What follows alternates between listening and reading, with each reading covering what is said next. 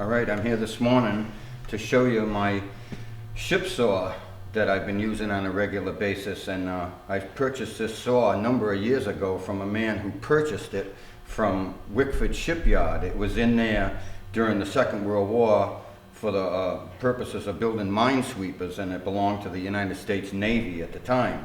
She was patented in 1903, and it's made by Crescent.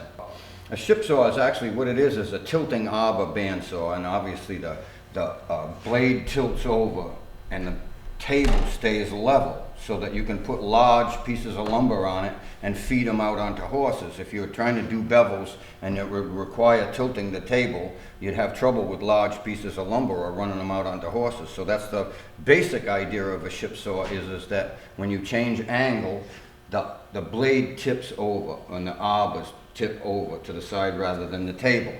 Now this particular ship saw is a little different than most.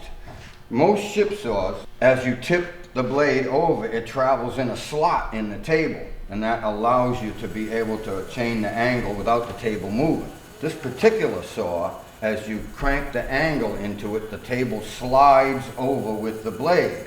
If you put a fence of any sort on this table, no matter what angle you cut, it's going to maintain a distance between the teeth of the blade and the fence at all times, no matter what angle you're on. And that is the special feature about this saw. Now this piece of material right here is just a piece of wood. This point of that piece of wood is directly opposite of the teeth. So what I do is I tack a batten on top of my plank here, and it rides by and rubs on this as it goes. And you can see that when we do a cutting demonstration. 1 degree. You there? Watch the number, all right? You can hear me talking?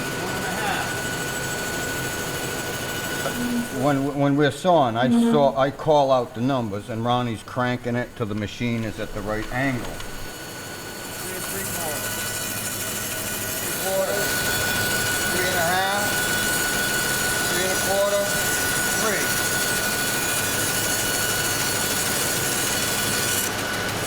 This is just a little jig that's just set up for just demonstration purposes only, and it's got a little curvature to it in this direction and a curvature to it in that direction, so that as we apply planks to it, we would have the planks be exactly 90 degrees on the top of the plank to the background, and the bottom of the plank is going to get a bevel sawn on it to match.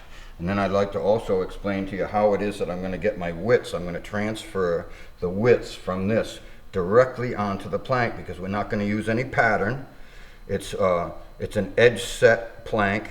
The plank was sawn with one straight edge, which is going to be forced to line up with this line at the top, the line off line in front of us, and then the beveled edge is going to be forced to mate with this edge here. So I'm using a large pair of dividers here, and this is the way I'm holding it in my right hand with the locking screw up towards me, so it makes it kind of convenient. It's always in front of me when I take a width. So I'm going to take my width between the plank that's already there and the line off line and lock the dividers, and then just give it a little feel, and it's not rubbing the top batten, so I'm gonna, there, I've just got a little bit of a rub in there. Now that is the true width of the back of the plank at that station, and that has to be transferred over to the plank on the back side.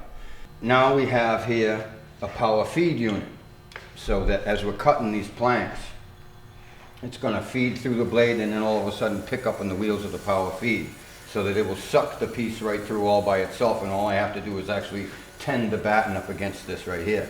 This is set up right now for a specific purpose. It's not for cutting ship framing or stems or timbers or anything else. This saw right now is set up to do one thing, and that is to cut ship planking. This particular piece of wood right here is a piece of white oak. It's 2 7/8 of an inch thick, and for all purposes it's 3-inch planking. And one edge of it has been cut straight through this same ripping process, and then I tuned it up with a plane, and it's been fed through the planer and the process to that extent. So we have one straight edge, and with edge set planking on a large vessel, you'd have one straight edge on the plank and then different widths on that plank, which I've shown how I take the widths and how I pick up the bevels, and then how it's cut.